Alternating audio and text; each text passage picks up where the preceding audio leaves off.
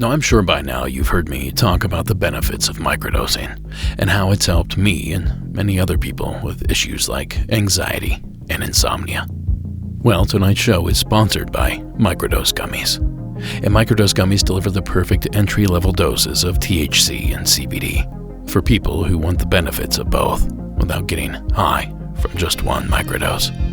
Yeah, I mentioned THC, but don't tense up. Microdose gummies are legal everywhere here in the United States. And while most hemp products focus exclusively on CBD, Microdose is formulated to deliver the classic effects and benefits of THC as well, in perfect balance with CBD, CBG, and therapeutic terpenes. Now, as a result, they help you feel relaxed. They can help ease tension, pain, and help you sleep at night. And they can also be great for creative flow and mood enhancement. Now, I especially love the taste of these gummies. You can tell they're made with real, Oregon-grown berries.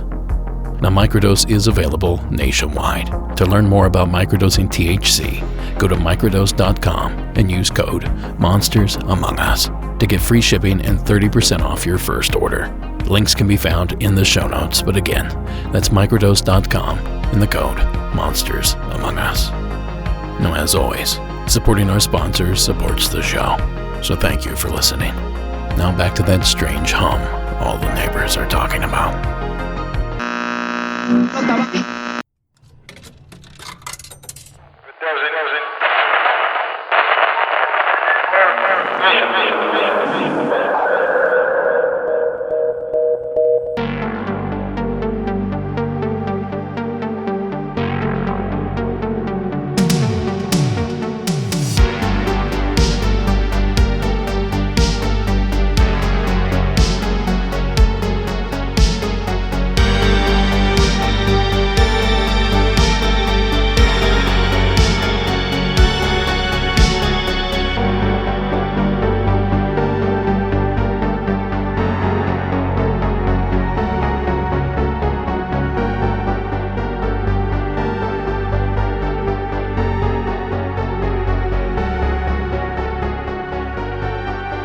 Good evening and welcome to Monsters Among Us. I am your guide, Derek Hayes.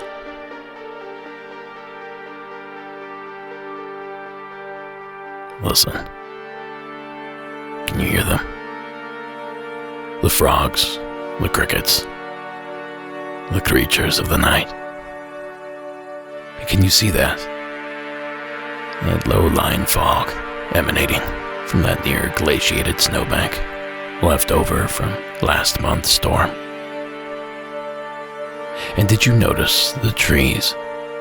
They're slowly lurching out of their winter hibernation. Spring is in the air, and signs of life are returning. Well, maybe not here. We still have 3 feet of snow on the ground here. But in most places, spring has seemingly sprung, delivering a much-needed sense of renewal and rebirth to a stale, cookie-cutter existence. As often happens this time of year. But you know it's not all ducklings, daffodils, and dogwood blooms. For when the sun slips below the horizon each spring evening, winter's icy grasp quickly, albeit briefly, returns. A frigid pall that's cast upon the land. A stern reminder that death is always mere moments away, just beyond the sun's rays. Well, happy spring, everyone, and welcome back to another installment. I have a thrilling new episode drawn up for you guys this evening. A collection of calls certain to cause you to cower in concern. So without further hesitation, let's explore this evening's initial entree. Coming to us from the Lone Star State of Texas. Please join me in welcoming Leslie to the program.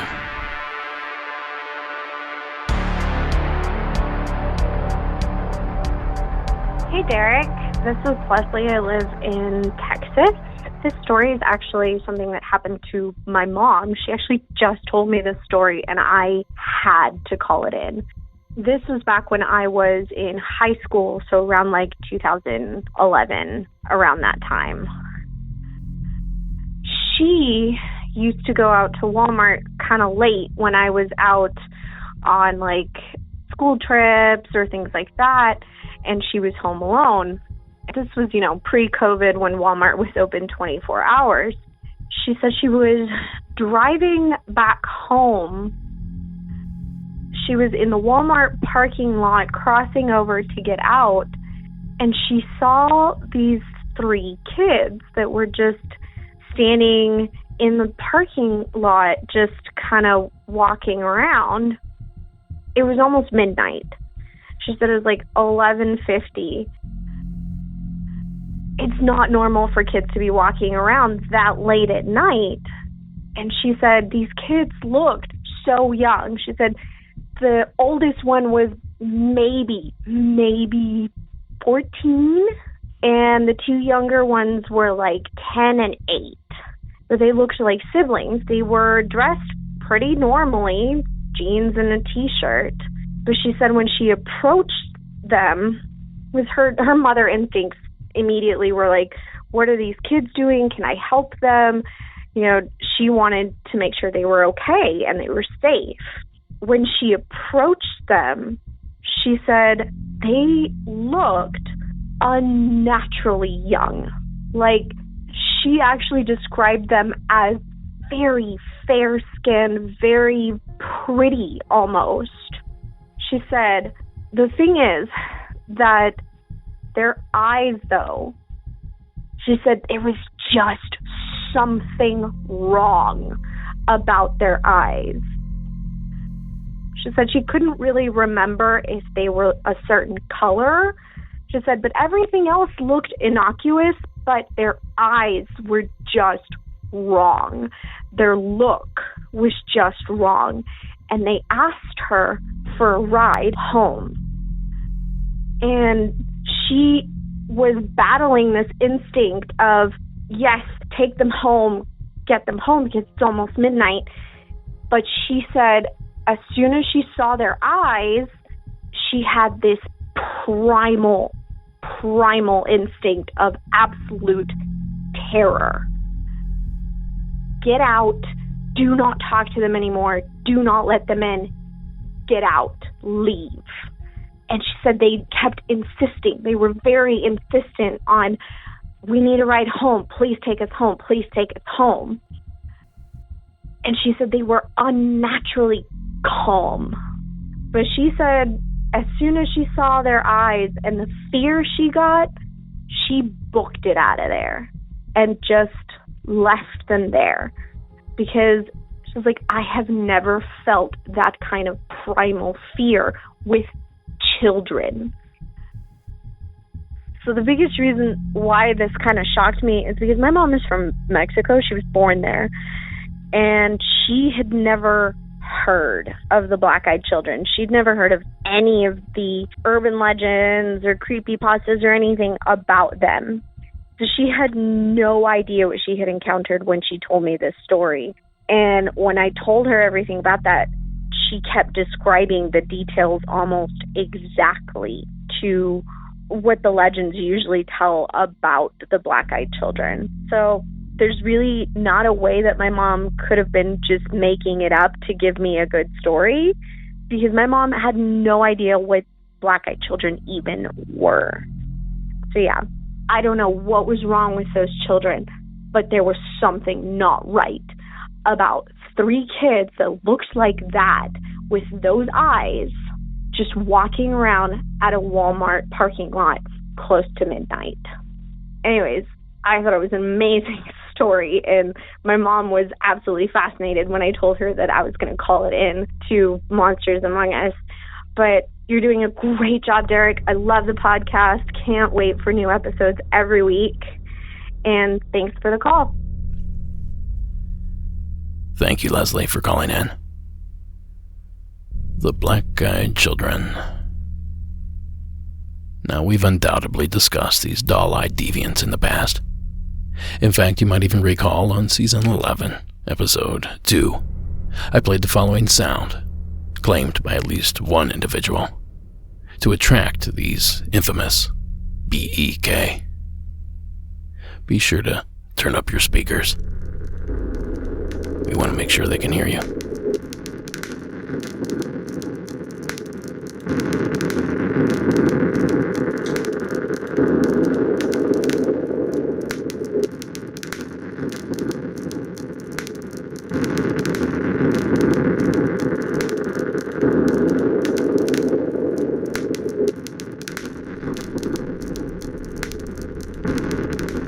Now, if you can't tell, I'm not putting a ton of stock in this BEK tone, or whatever it is you'd like to call it. But it is a fun addition to the lore.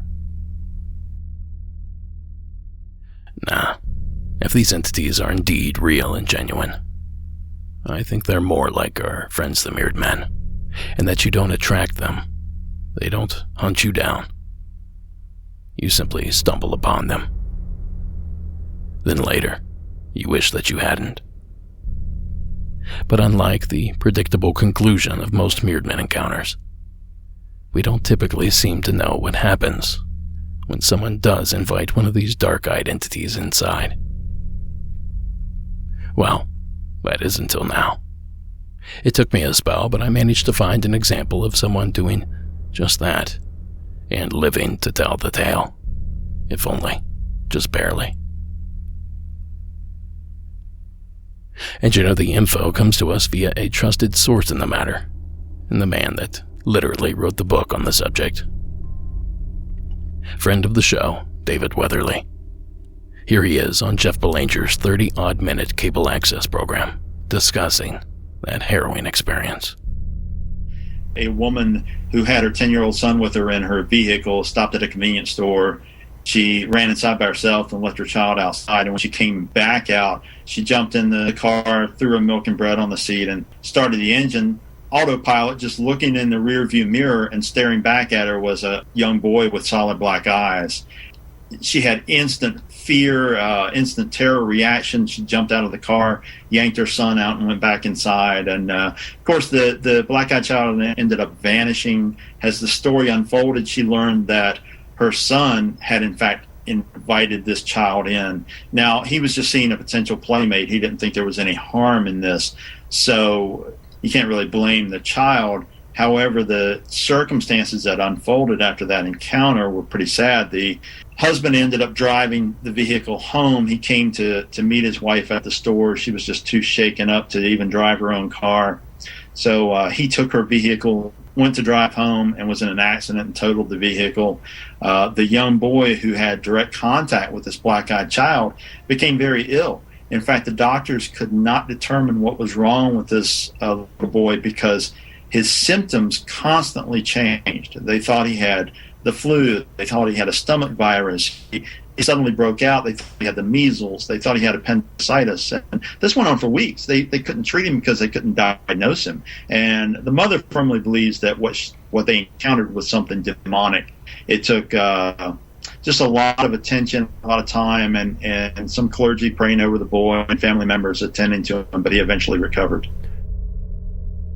Now, be sure to check out David's book, Black-Eyed Children, if you're looking for deeper meaning in all these sightings. He offers up a number of different theories and tons of other examples. And that's spooky stuff for sure, Leslie. I can't explain any of it, but I will admit, I'm thoroughly fascinated. So thank you again for sharing the entry. Now, folks, if you're sitting on a story, a true story, send it on in. Our hotline is open 24/7, 365, and it's completely free, at least here in the United States. 1-888-608-NIGHT. That's 1-888-608-NIGHT. And listen, if you're sitting on any Mirrored Men activity, please do me a favor and shoot that in as well. I promised I'd do my best to bring more of those calls here to the program.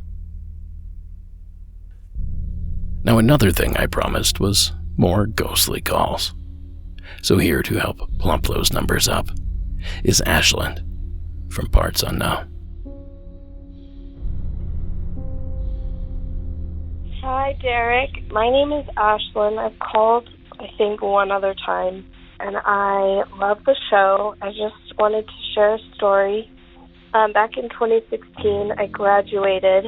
I think it was the end of May, and I'm originally from Utah, so I was in Utah at the time.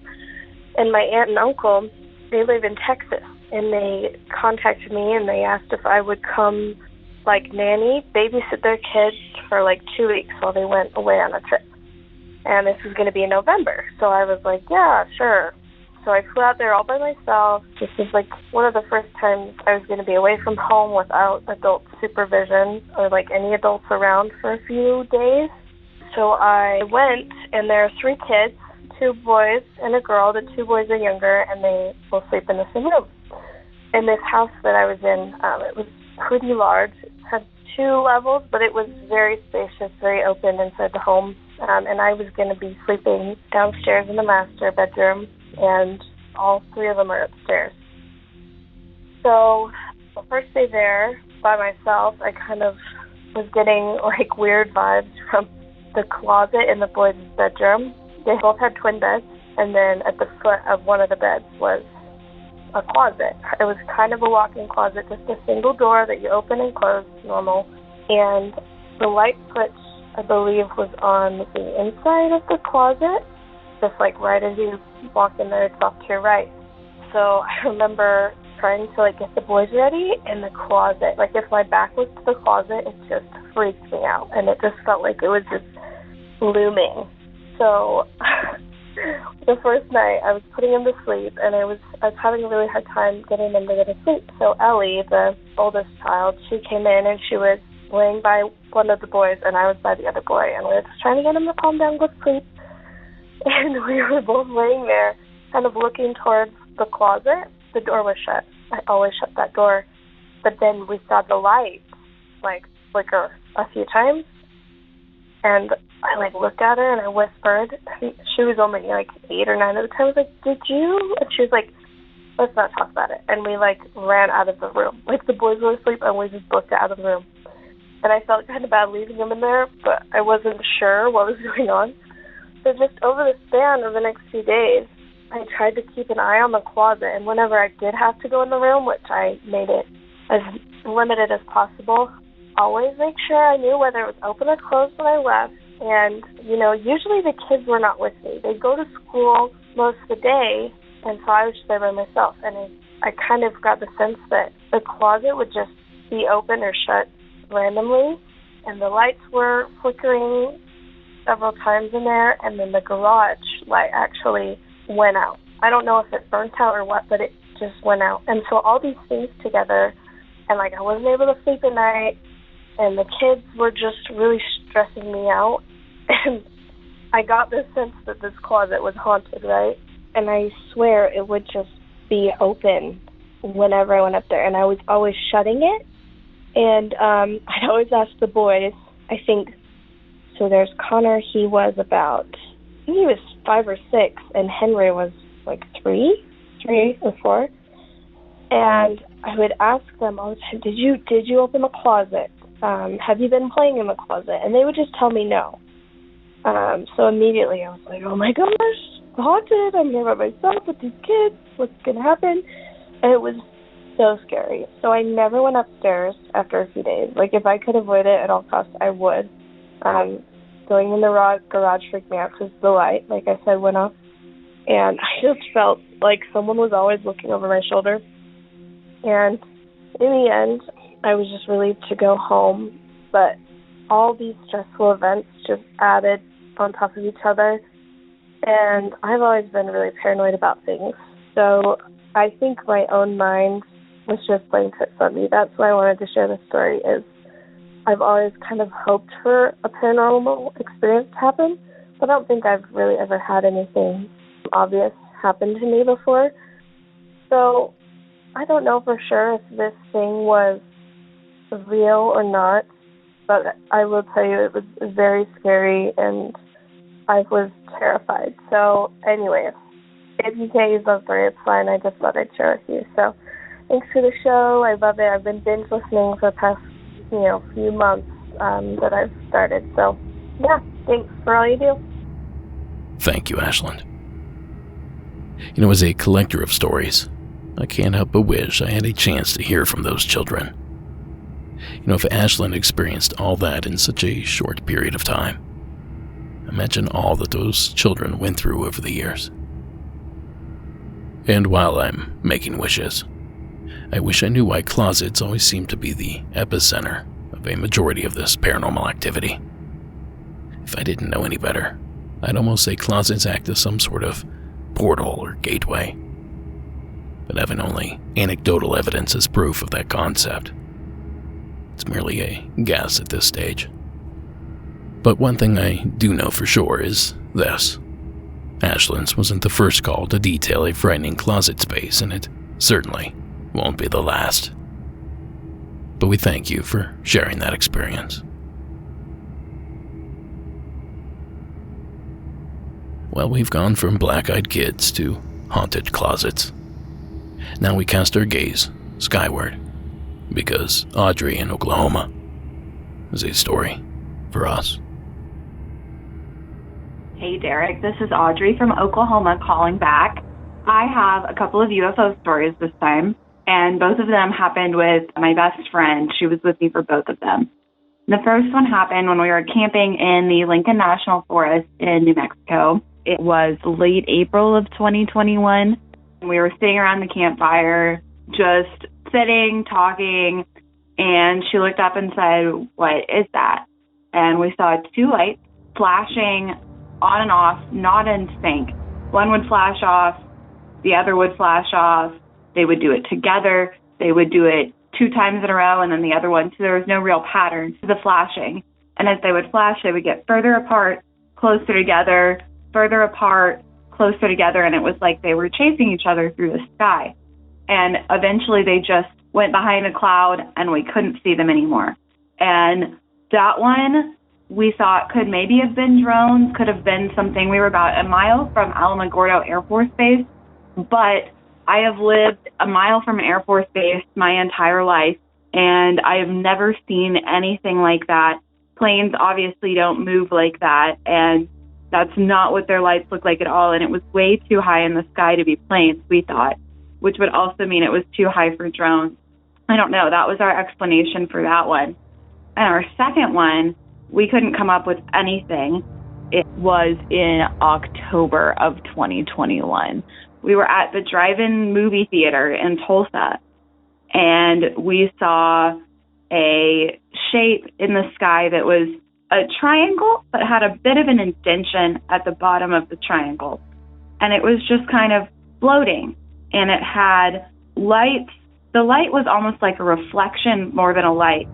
The best way I can describe it is it had a gold light that looked almost like the veins of a leaf.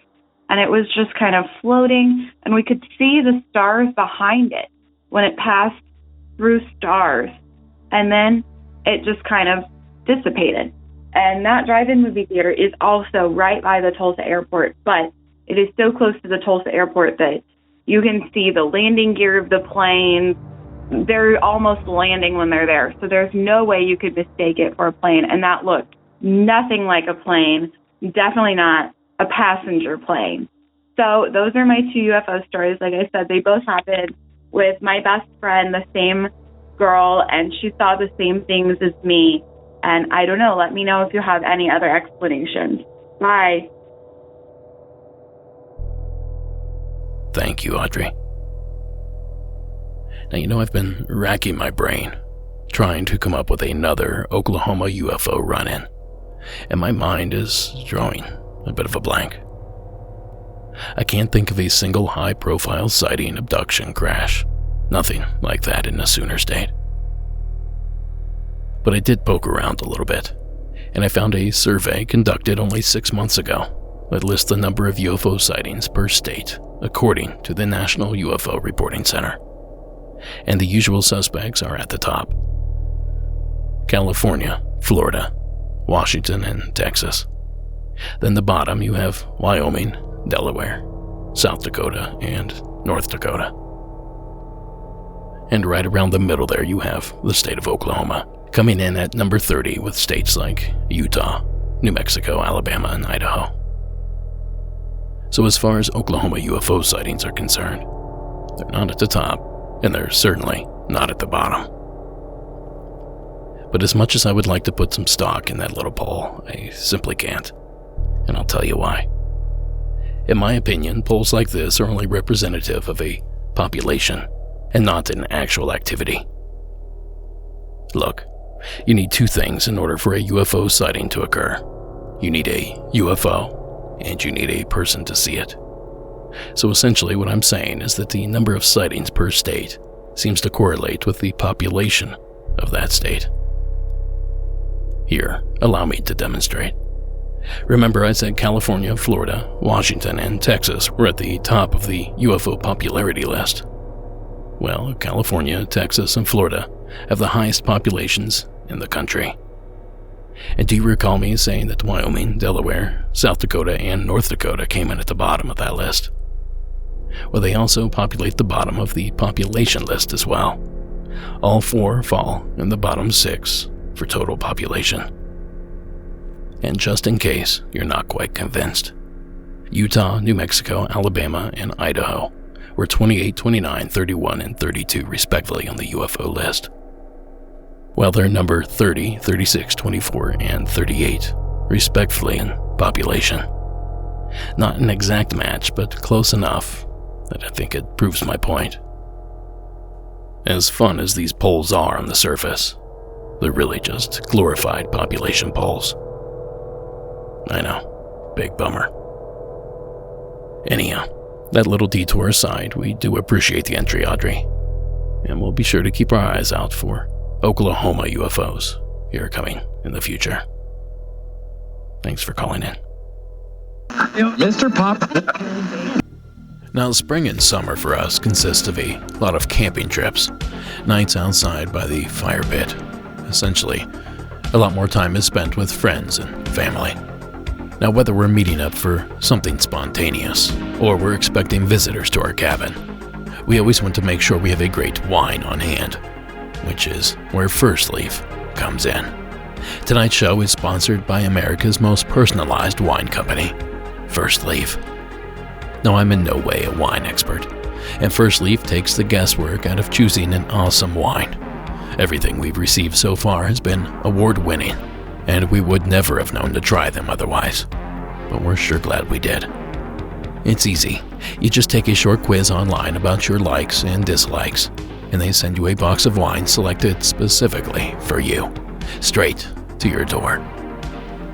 Now, when you rate the wines they sent, your taste profile becomes even more customized and accurate, and each bottle is discounted and backed by First Leaf's satisfaction guarantee. I love sharing great wine with my friends and family, and I know you will too. So give First Leaf a try. Head over to tryfirstleaf.com/MAU to sign up and save 50% off your first 6 bottles, plus free shipping.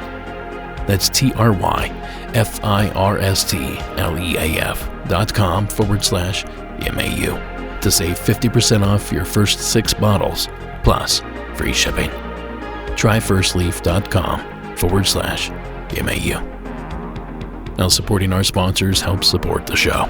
So thanks for listening, and back to that strange footprint you found in your flower bed. Now, for the second time this evening, we find ourselves in the state of Texas. This time, Claire is here with a shadowy entry. Good evening, Claire. Good evening, Derek. I'm a huge fan, longtime listener. I've been listening from the onset, and I just want to say that I admire how far you've come, from the ambience of the show to being on Paranormal Caught on Camera. It's been amazing to see your progression. I'll tell anyone who's willing to listen about your podcast, and by far it's one of my faves. With that being said, it's been a long time coming that I call in with my own experiences. I originally sought out your type of show because I've had paranormal things happen to me, and I've been told that I might have medium capabilities. I don't know how true that is, nor have I ever tried to pursue that further because of my profession. And the fact that my stories give context of where I live, I'm going to go by the alias of Claire. The story I'm calling in with today is the most recent paranormal thing that happened to me, and is the creepiest pasta I've experienced because my dog witnessed it too.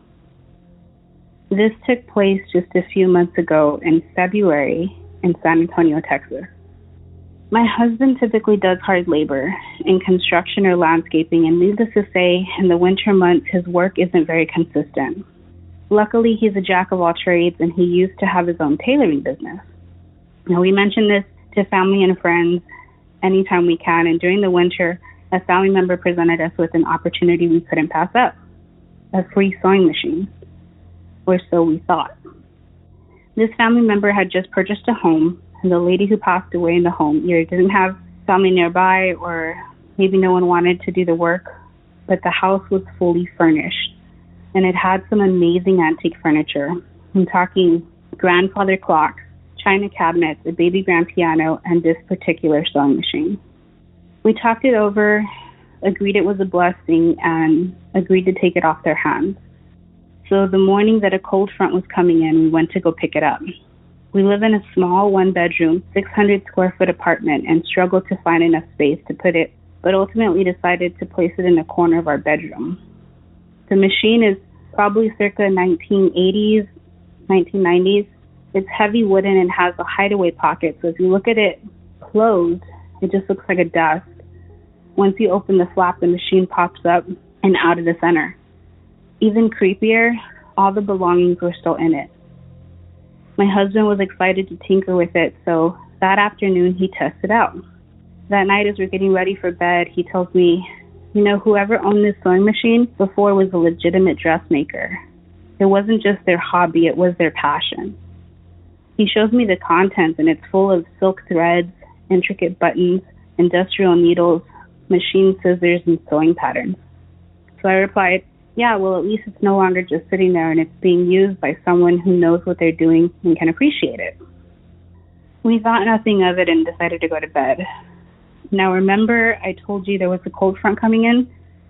Well, I admitted to listen to the weather anchor and covered the pipes, left the cupboard open under the sink, and opened our bedroom door so that the heat can flow through. Leaving the bedroom door open is something I never do. I've always just felt safer with it closed. Let me introduce my dog, Zoe. Zoe and I have a bond not even my hubby can break. I've had her for 9 years, and I rescued her from a shelter just before she was about to be euthanized. She was there through a rough breakup when we almost went homeless, way before I married my hubby. We've been through a lot together. She's my ride or die. She typically sleeps on her own bed, but lies on the ground on my side of the bed. Well, I guess she must have been cold that night because she hopped in our bed, and whenever she does, she chooses to sleep behind my knees. I'm an extremely light side sleeper, so I was frustrated and started tossing and opened my eyes because I heard her growling. And you know that feeling when you feel like someone is staring at you and you look up and someone is? Well, when I opened my eyes, I saw a dark shadow figure hovering over the bed on my side. I couldn't tell if my eyes were playing tricks on me, and once I came to and realized I was really seeing something, I gasped. This next part happened within mere seconds. As I gasped, Zoe hears me, opens her eyes, and sees what I see. She immediately goes into attack mode and chases this thing out of the room. So whatever it is goes from hovering over us down to the side of the bed and out the front door. Now, remember I said my bedroom door was open? Our apartment is so small, from my spot on the bed, you can see a beeline over the kitchen island and to the front door. I see this thing pass through the kitchen island and through the front door. Zoe jets after it and is pissed. She's in attack mode, snarling, jumping, and scratching at the door. I look at the clock on the stove and it's 3-something in the morning. So I try to calm her down as to not wake the neighbors. Turn on all the lights. Wake up my husband. He's totally sound asleep, but slowly waking up and annoyed Zoe is barking. I wake him up and tell him he needs to check the apartment because we saw someone in it. He hesitantly gets up, walks around the apartment, says he sees nothing, and goes back to bed. It takes a while to calm Zoe down, and of course I can't sleep after that, so I sit on the couch the remainder of the night with Zoe by my side and don't fall back asleep till the sun comes up. I haven't been able to stop thinking about this experience. I've had things happen to me, but never have I seen a shadow man. And honestly, I wouldn't even call it a man. It was humanoid shaped, but I couldn't make out legs or arms or any sexual orientation. I remember as it passed through the objects, it kind of floated like a dark cloud, but I could definitely still see its shape. It had mass, kind of like a dark black gas. And here's the last thing. As Zoe chased it off of us, I heard a voice say, "She's protected." Later that day, I said a prayer and saged the apartment. I prayed that if the machine is truly a financial blessing, for it to only allow good energy to flow in. I'm not sure my husband totally believes me, but he didn't want to give up the machine. Nothing has happened since then, and it actually has been a source of secondary income for us. Even if no one else believes, Zoe and I definitely know we saw something that night. Anyways, thanks for your patience in listening to my long-winded story.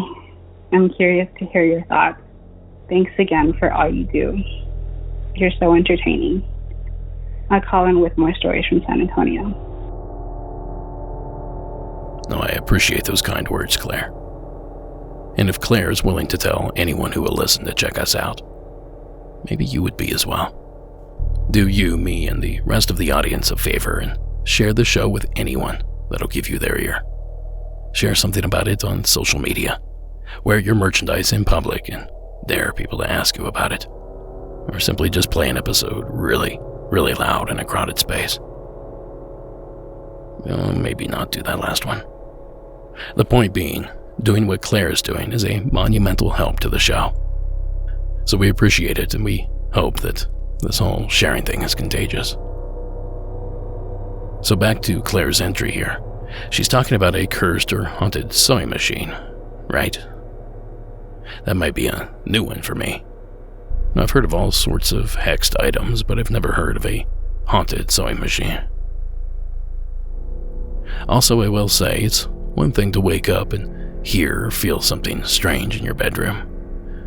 A sound, a light, a presence. But it's a completely different thing when your pet wakes up and sees it as well. That sort of thing will chill your blood in a hurry. So a huge thanks to you, Claire, for being brave enough to share the call here with us. And speaking of things that chill your blood, how about when you wake up to hear a toy saying things that it simply shouldn't or couldn't? Well, that's exactly what happened to Hannah out of Wisconsin. And here she is with that spooky experience. Hey Derek, my name is Hannah. I'm calling from Wisconsin. Been listening to your podcast for a bit now, and the first episode that I heard, I instantly thought of this story, kind of just been building up the courage to call it in. So I call this my butterfly toy story. So I was probably around 7 years old.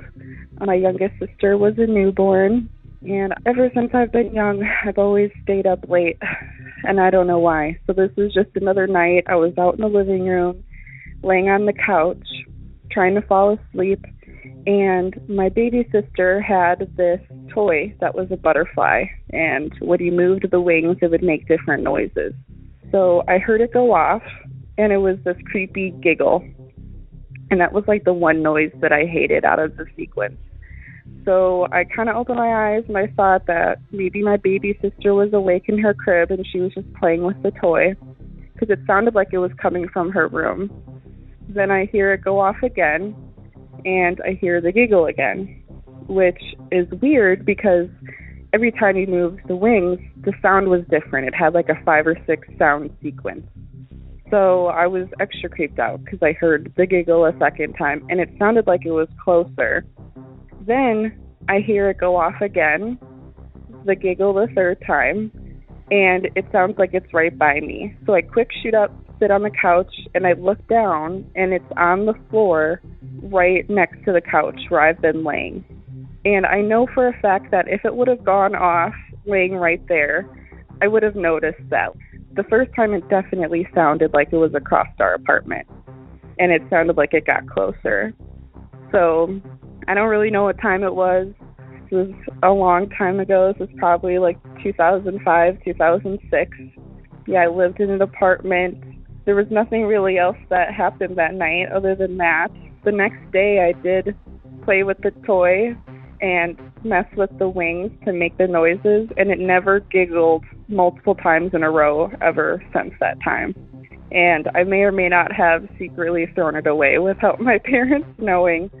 So yeah, I don't know if there's anything that you can think of that would do this. I'd love to hear your comments. I have no idea. I just tell myself that it's my sister that had passed while she was still in my mom's womb. Whenever stuff happens, I don't know, I get feeling that it's her. So I just thought that maybe she was playing a trick on me, but I don't know. I'd love to hear your thoughts. Thank you, and keep doing what you're doing. Thanks, Anna. You know, dying batteries do funny things to electronics. And if that distinct giggle or laugh was the first sound on a series of pre-programmed sounds, perhaps a constant interruption of power, i.e. the dying or perhaps loose batteries, could cause that cycle to default back to the beginning, each and every time, creating that creepy little giggle. Now, of course, I'm no electrical engineer by any means, so take all of that with a grain of salt. But thank you again, Hannah, for sharing that story.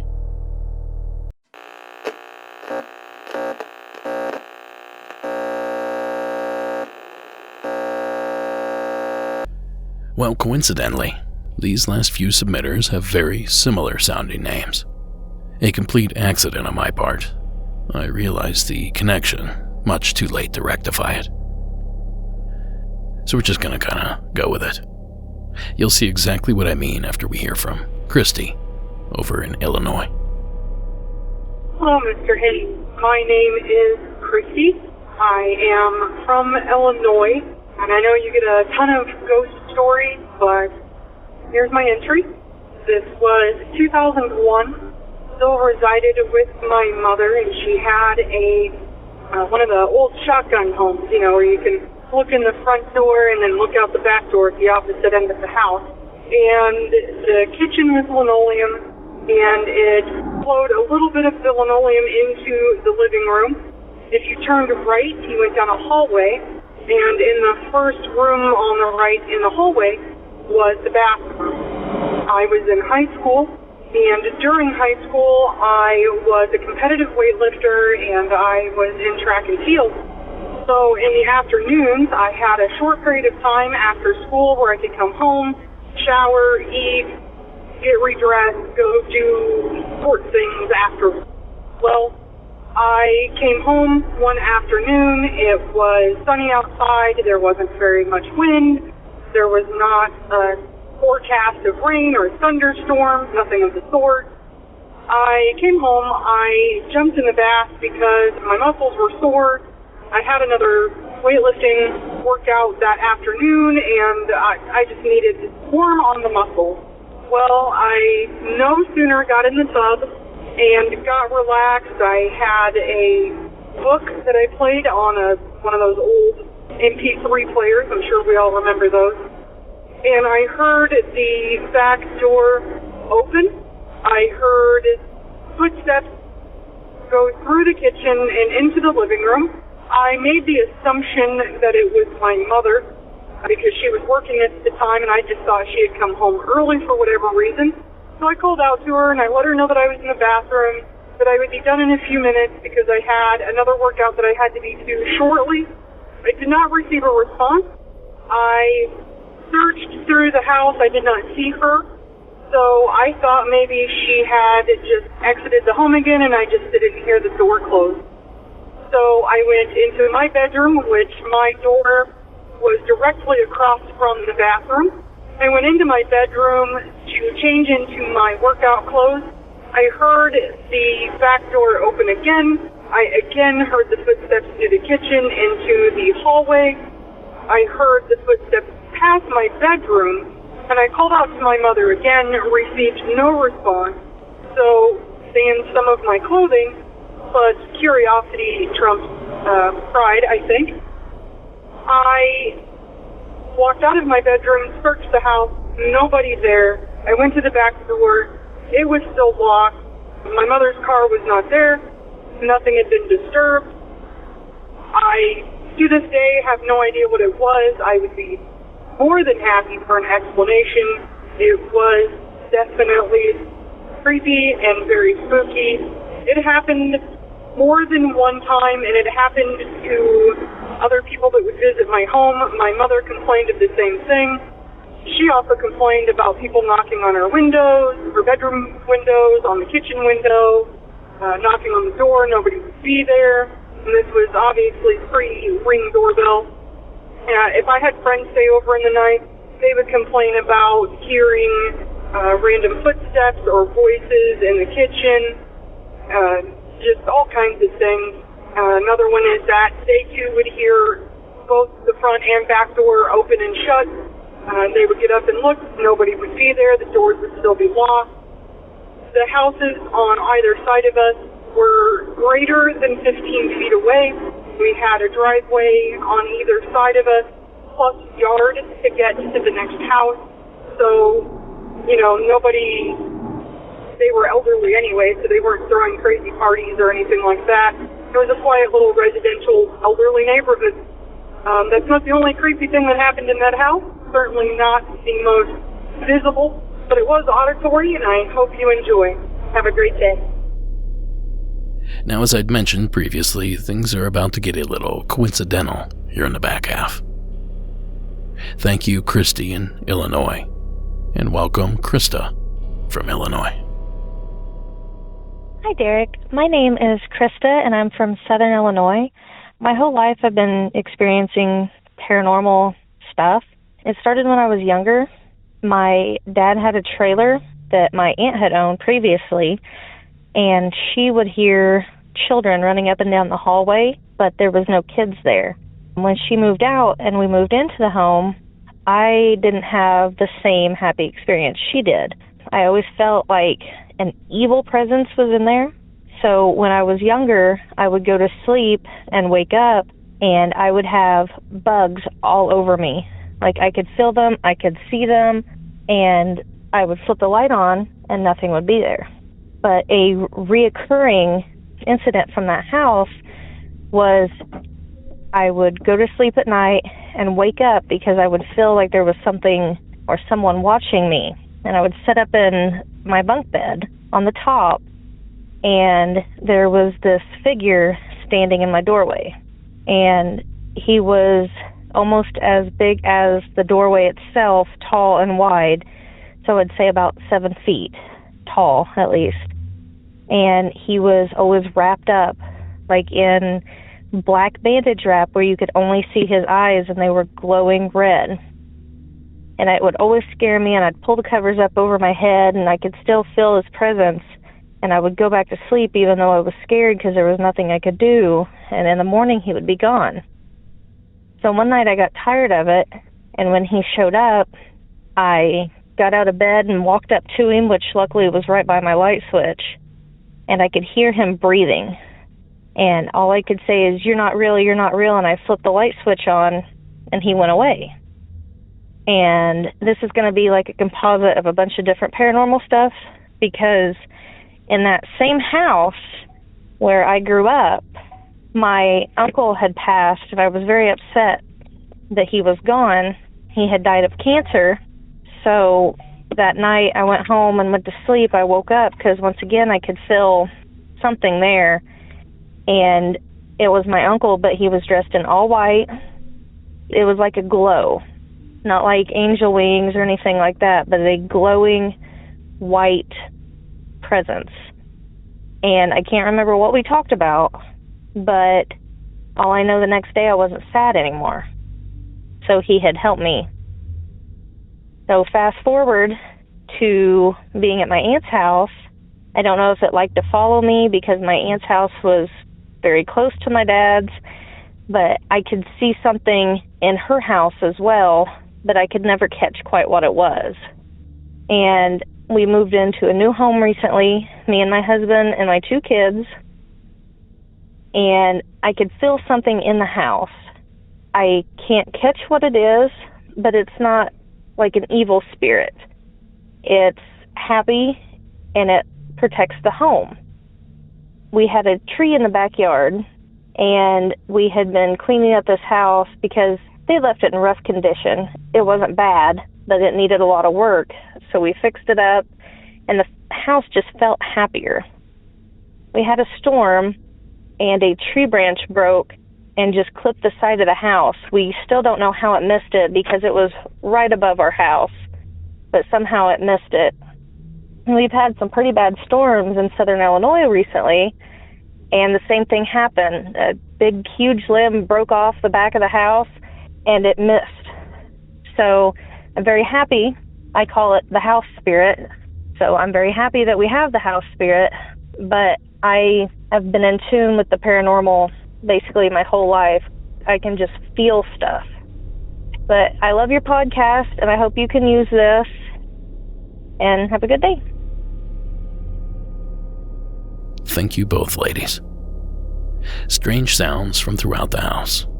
A blackened, red-eyed mummy.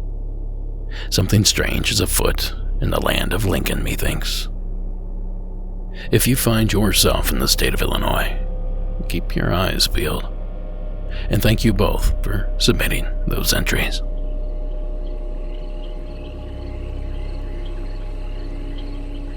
Now then, please join me in welcoming Elizabeth from Oregon to the program.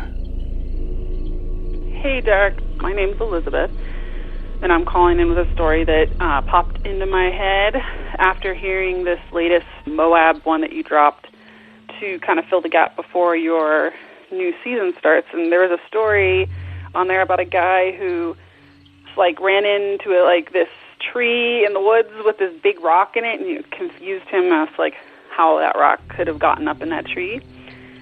I used to be a firefighter, and gosh, I'm trying to remember exactly where this happened, and it's a little murky because all those fires kind of blend together that you're on. I'm pretty sure it was in Oregon, and that it was in northeastern Oregon, but that's the part that's the most frustrating, is because I wish I could remember exactly where it was. And so we were on this fire. The fire was pretty much out, so we were kind of in this stage where you just kind of walk in the lines and making sure nothing flares up again. If you see smoke, you're supposed to go and check on it. And so there was a smoke happening interior on the fire, and so we hiked out to go check it out. It was probably just like a tree that ended up torching off or something that had kind of flared up. But they didn't have helicopters or anything left on the fire, so you had to hike out there. So it was this big, pretty ambitious hike that we had to go to check out this smoke that was rising. And on our way out to that section of the fire, we kind of bumped up onto this ridge line. And we were walking along this ridge line, and we came upon this opening area where there were these 3 trees that had been cut down, and a very odd location for just someone to randomly come to cut 3 trees down. It was just a very strange, I don't know who or when someone would have wanted to walk all the way up there in the middle and literally nowhere to go cut these 3 trees down. But these stumps were old. They hadn't been cut recently by any means. But the weirdest part was on the top of each one of these stumps was a gigantic boulder, huge boulder. I was with 5 people, and all of us were just baffled. We just could not figure it out. It was very strange. It looked kind of ritualistic, they're in this triangle. The trees happened to be in this triangle shape. And the stumps were not cut like a logger would cut. Loggers would cut as low to the ground as possible to get as much board feet as possible. And these were cut above waist height. It was this strange high stump that someone really tall would have had to have cut. And then on each one of those stumps were these giant rocks that, there's some big strapping dudes on the crew that were just I have no way that we could move these. Even a couple of them working together. I mean, it'd be very difficult and hazardous to be trying to get that size rock up on that height of stump. So it was very strange. We were all perplexed, all super kind of creeped out, honestly. You know, this was probably in like 2005 or 2006, and yeah, I wish I'd had a camera, or one of us had a camera to take a picture of it, or, you know, if someone's feeling incredibly adventurous in like the Hell's Canyon area, I mean, it'd be a total goose chase. But anyway, it'd be so crazy to go try and find it again. But it was a very bizarre thing to stumble upon in the middle of nowhere out there. And we all collectively agreed that it was bizarre, and we had no easy answer for how it went down. Especially, too, there was like no real like big rocks or anything right around there either. And it was at the kind of top of this ridge, so you would have had to like carry those huge rocks up that hill. So anyway, it was totally bizarre, and I hope you can use the story. All right, love the show. Thanks, bye. Thank you, Elizabeth. I would have to agree. That is an odd thing to stumble upon in a forest. I imagine witnessing something like that could make one feel pretty small. But who would do such a thing? And why? Well, believe it or not, rocks resting on stumps is an older method of marking trailheads, boundaries, summits, etc. But of course, boulders the size of what Elizabeth detailed would require some sort of heavy equipment to move and position. And sure, I could see an ornery excavator or dozer operator leaving a few rocks like that for shits and giggles, as my grandma used to say, which would suggest to me that perhaps loggers could be responsible. But you know, I didn't hear Elizabeth describe seeing tracks or a roadway where this equipment could have accessed this remote site. So perhaps that's not exactly what happened here. And rocks don't grow on trees, right? Well, it turns out they do in southern Indiana. Gobbler's Rock. It's in Brown County, about 50 miles south of Indianapolis. 8 years ago, a turkey hunter in Yellowwood State Forest happened to look up into an oak tree, and he saw a gigantic boulder wedged 40 feet up in the branches. Since then, it's become something of a local legend. It's 400 pounds. I mean, we tried to lift it, and you just don't lift it. It is an extremely heavy, heavy rock, and because it's so high up, that's the legend. How did it get there? What are some of the theories about that? Well, some of the theories are it lodged itself in there when the tree was very small, and as the tree grew, you know, the rock kind of grew up into the tree, but those theories have kind of had pins poked at it because a small tree couldn't hold that big a rock. Yeah. Another theory is tornadoes. It kind of landed in there due to some windstorms coming through. And then there's theories that a UFO came and dropped it. And then, you know, people climbing trees and putting it up there. But the weight of the rock itself would make that almost impossible. Now that clip courtesy of NPR. And sadly, Gobbler's Rock and the tree that it resided in fell in 2006. But you can catch a peek of a photo. I left one over in the show notes, along with the full NPR story. But I must confess, all this talk of moving boulders has my mind focused on our furry friend. Bigfoot, Sasquatch, Mr. Foot, as his kids' friends call him. There are reports of Sasquatch-like creatures throwing rocks, stones, boulders, and all sorts of heavy items. I've heard it all. Pebbles raining down on cabin rooftops. Small stones launched at researchers from thick brush. A large rock tossed at an oncoming ATV. And look, if you don't believe me, that's fine. Maybe you should ask those boys up in Ape Canyon. Seems they took the brunt of that sort of action. 1924. Gold prospectors flock to the slopes of Mount St. Helens hoping to strike it rich, but a few of them encounter something else hidden in the volcano's thick forest. According to reports, 5 men find a promising spot along a treacherous slope where they build a cabin and establish a small gold mining operation. But one day, they claim to spot a frightening figure across the canyon, standing at nearly 7 feet tall with blackish-brown hair. The men shoot at the creature, but it disappears into the woods. The miners are so unnerved by what they see, they agree to abandon the cabin at first light. But in the dead of night, the cabin reportedly comes under siege, bombarded by rocks. The miners catch a glimpse of their attackers, which appear to be large, bipedal primates. The miners shoot in defense, but the assault rages on through the night. At first light, the 5 men flee the cabin. Back in town, their story becomes front-page news, and the remote gorge where the incident allegedly took place becomes known as Ape Canyon.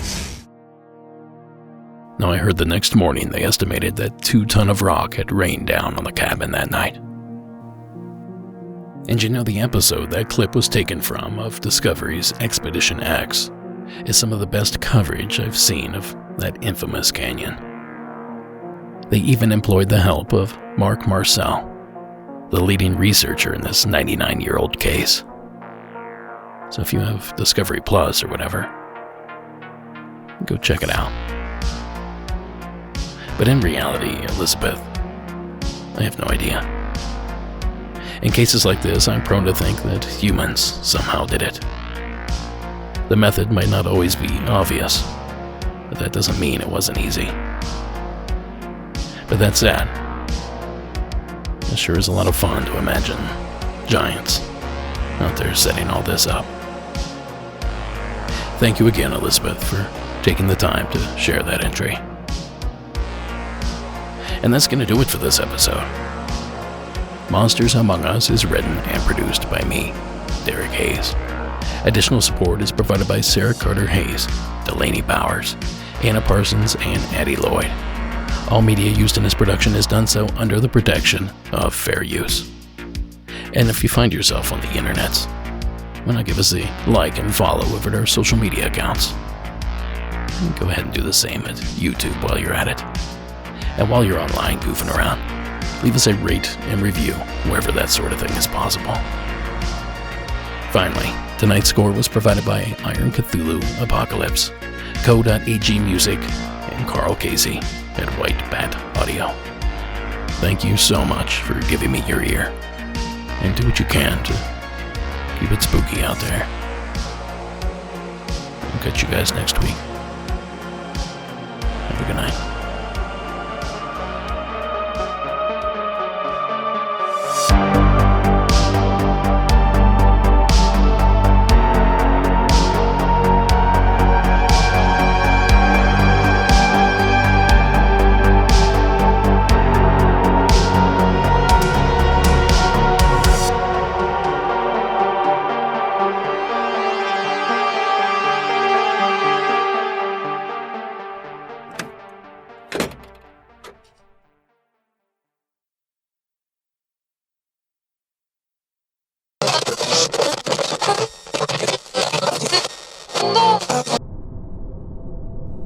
Now, tonight's bonus entry is very topical for this upcoming holiday weekend.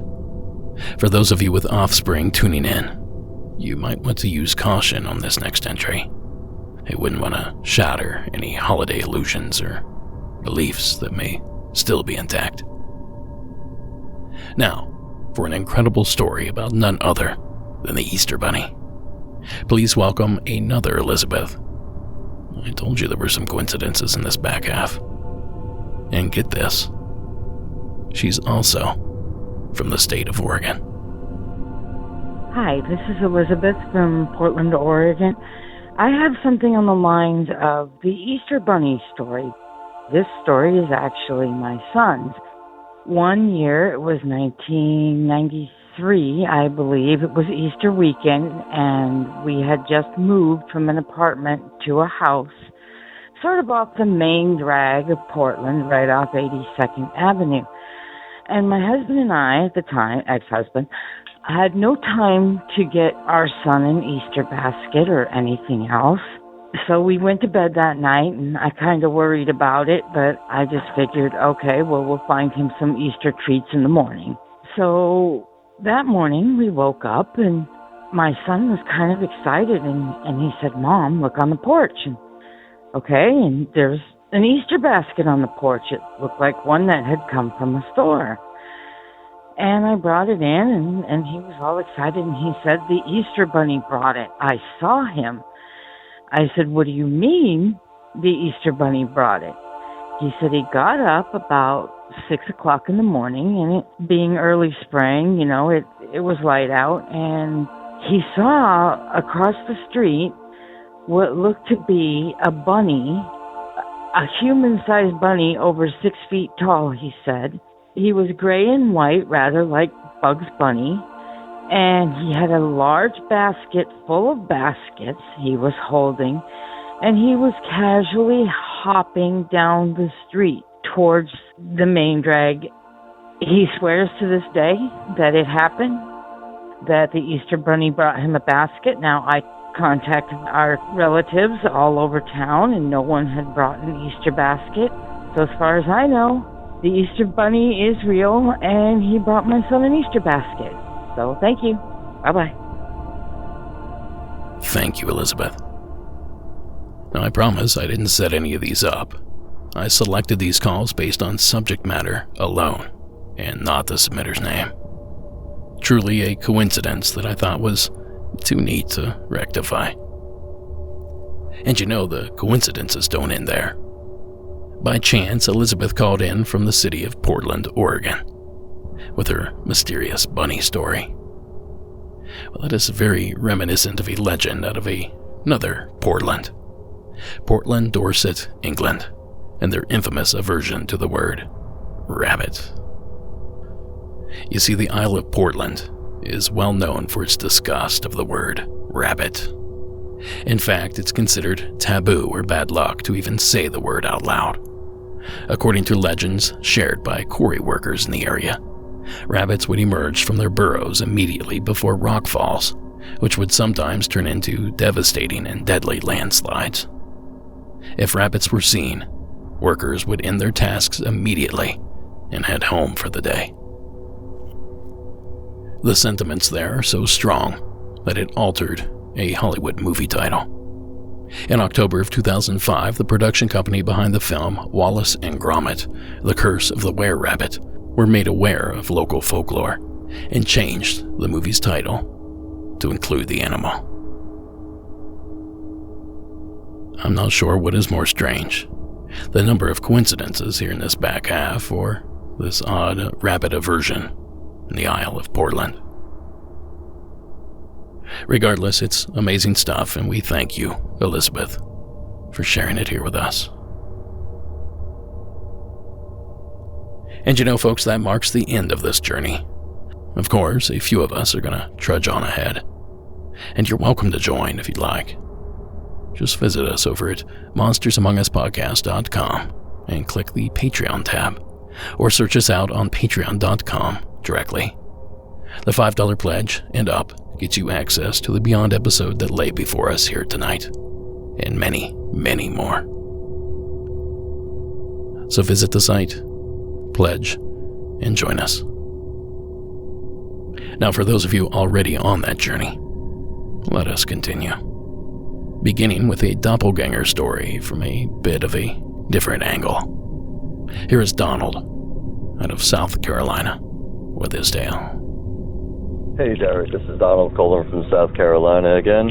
I have an interesting story that happened actually the weekend that John Candy died. Some friends of mine and myself were camping in the Catskills. I'm originally from New York City area. Grew up in the Catskills camping, hanging out, having a good time. We decided one day, because it was just so cold, we went to a diner to have breakfast or lunch or something, and we all of a sudden hear some ladies saying, Vernon, where are you, Vernon?